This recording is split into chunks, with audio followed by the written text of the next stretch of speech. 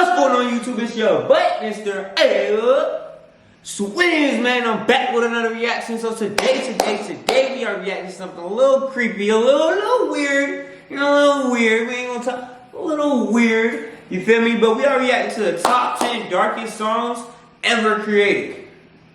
Now this might get a little freaky, you feel me? But I'm doing it for y'all, man. But before we get started with the video, make sure you go ahead and subscribe to the channel. Don't forget to give the video a thumbs up. And comment down below how you feel about the songs and any other video you want me to react to, top 10s or whatever. Without further ado, let's get straight to the video. Bye! Goddamn DJ with another one.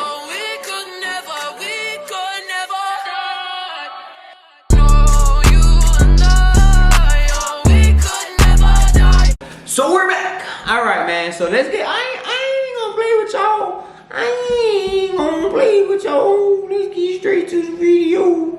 Let's get straight to the video, no cap. But no, man, I'm kind of hyped for this. This is gonna be weird as F. So let's see what it is, man. Let's see what it is and see what it ain't. Because if it is, then it is. If it ain't, then it ain't. Alright, then. And 1, 2, 3, let's go. Oh shit. Hold on, wait. Alright, it's up there. If it's up, then it's stuck, nigga.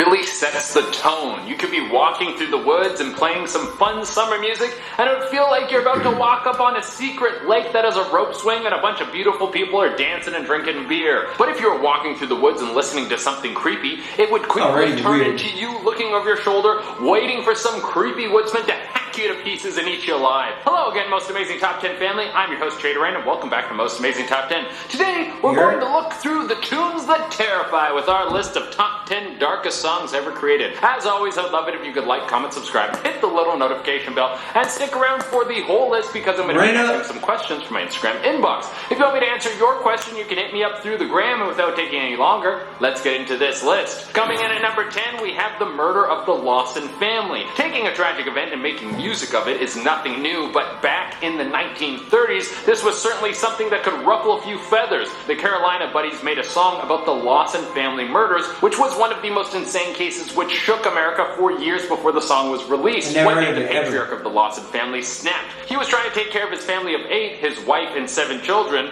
in the throes of the Great Depression. This led to the man snapping. He came home one day and murdered 6 of his 7 kids and his wife then himself. The wild part about this is that he laid all of them out on stone pillows after he killed them, which almost made it seem like he killed them out of mercy, like he still loved them, but he couldn't bear to watch his family starve. Mind you, I'm not trying to condone what this man did. What he did to his family was terrible, but the Carolina Buddies turned this event into a horrific hit that gives you a spine-chilling feeling when you know what the song is about. Coming in at number 9, we have number 9. Something that was just supposed to be a sound test. And then when you listen to it normally, it sounds like trippy noises, but if you play this music while you're walking through some creepy funhouse, it would make you feel like a clown is going to jump out and rip off your face right in front of your whole family. Why is the whole family there? I don't know. It's a horror fantasy. Things don't need to make sense. Actually, me and a few of my friends used to use this song to prank people. It was when I was in college. You would get someone to listen to the song while you were in a dark room, saying it was some sort of creepy challenge. Then you would have another friend in hiding jump out of the shadows and sneak up on them from behind, and bingo bango, you had yourself a solid scare. And coming in at number 8, we have the circus theme.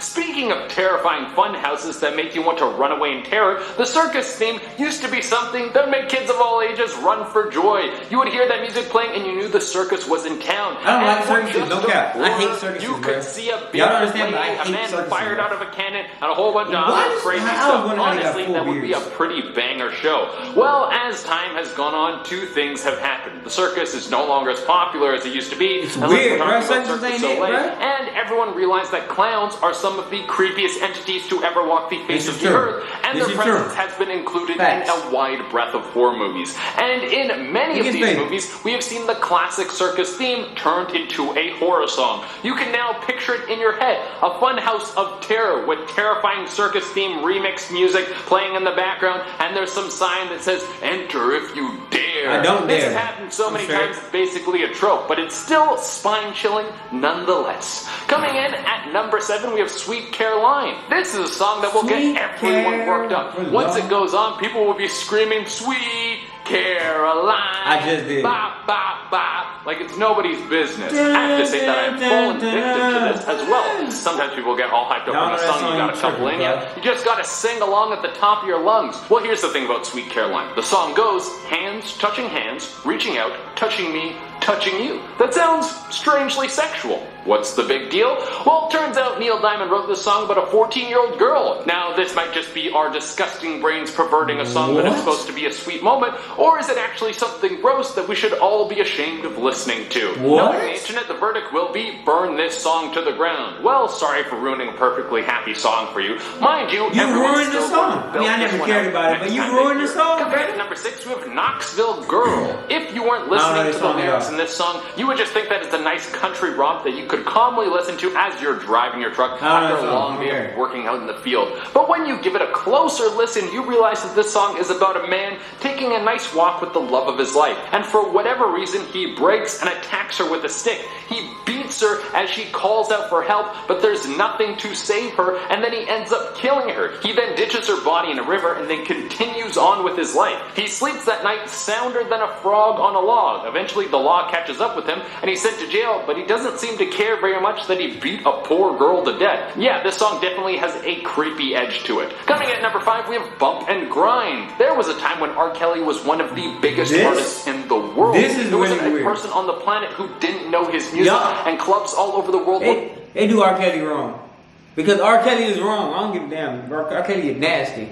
Disgusting. For blasting his songs. Then it came out that he was one of the most horrible people on the planet. 100%. For those of you who don't know, R. Kelly has gone out of his way to pursue relationships with underage girls and has been doing this for years. Thankfully, this horrible person has been caught and now is locked away. But if we go back to some of his musical catalog, he had songs like Bump and Grind, where the lyrics are, I don't see nothing wrong with a little bump and grind. Knowing everything that this guy has done, this song makes your skin crawl. I won't be adding R. Kelly to a playlist anytime soon. Coming in at number 4, we have Wish You Were Here. Pink Floyd has a ton of psychedelic songs that stretch the gamut of trippy, but Wish You Were Here is scary and also very sad. The song is about Syd Barrett. It's publicly known that eventually Syd Barrett had a mental breakdown and eventually lost his grip with reality. Why this happened could be several reasons. It said that Barrett's friends thought it was funny to slip LSD into his coffee and give him a surprise hit of acid. Some say that Barrett was taking way too many psychedelics on his own accord. But either way, Barrett lost his mind and the band parted ways with him. The song Wish You Were Here is about Roger Waters wanting his friend back, the one he lost to drug abuse. I mean, the song is scary for several reasons. Thinking about what can happen to your mind from drug abuse and what it would be like to watch someone so close to you fade away. Coming in at number 3, we have Contractor. Honestly, putting Lamb of God on this list wasn't hard at all.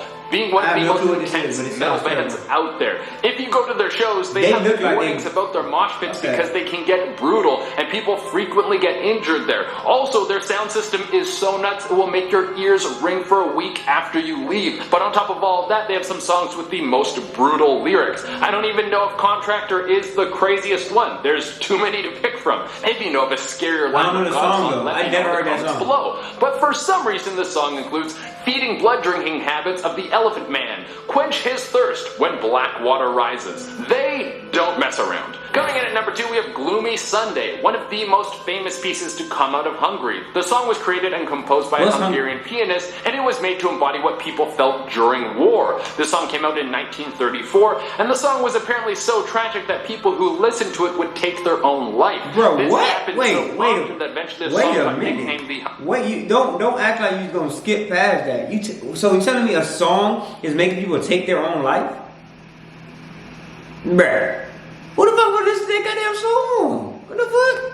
Hungarian suicide song. Nearly 20 suicides were connected to this song, and certain stations like the BBC banned the song because they thought it would destroy people's morale. Hello? A song about the horrors of war will do that to you. Well, the urban legend around this piece seemed to solidify when the original composer took his own life in 1968. Since then, it has been a song that has been avoided by many people. Coming in at the number 1 spot, we have Theranoti of the Victims of Hiroshima. I think that's how you pronounce that. The only way I can describe this music music is horror incarnate. It sounds like what you would imagine in every horror scene. This piece was so influential in creating modern music to describe stressful situations in movies and television that you'll hear the style of playing all the time. Just listen to a chunk of this and you'll know exactly what I'm talking about. Hearing something like that now seems pretty standard for the horror genre, and for good reason. The tension that's presented through the orchestra grinding away at their strings is anxiety-inducing to say the least. I feel like I'm trapped in a coffin and being buried alive when I listen to it. But when this piece came out in 1959, it changed the game of how to play an instrument and deliver stress through music. On top of all of this, the name sends home the exact feeling that the piece is trying to pull off. Pure horror. Alright everyone, that has been our list. Now I'm going to answer some questions from my Instagram inbox. Dolly Diva wrote in and asked, what's the strangest food you've ever eaten? I think it's crocodile. I ate it when I was in the States once. It was very chewy and fatty, but that was Alright. That's pretty really long time ago, so I can't remember if it was good or not. I also had kangaroo once, I think. Our next question comes in from Not Manuel Miranda. Really sets the tone. You could be walking through the woods and playing some fun summer music, and it would feel like you're about to walk up on a secret lake that is... Alright, man, so that was a reaction, man. I mean, pretty much that was kind of weird. A lot of the songs like Caroline, I did not know that song. Kind of messes up the song. I mean, I didn't really care for it too much, but when I heard it, sweet Caroline, dun dun dun. Now that song is a bad song. Damn it. Why did I watch this video? Whatever, man. I watched it for y'all, man, and I appreciate y'all like y'all appreciate me, man. Once again, it's your boy, Mr. Ayo. Somebody in my Swizz. My mama did up in her eyes. Told her we ain't gon' hurt no more. We ain't gon' hurt no more. We ain't gon' hurt no more. I spent the block before. Tell my dogs that we ain't gon' hurt.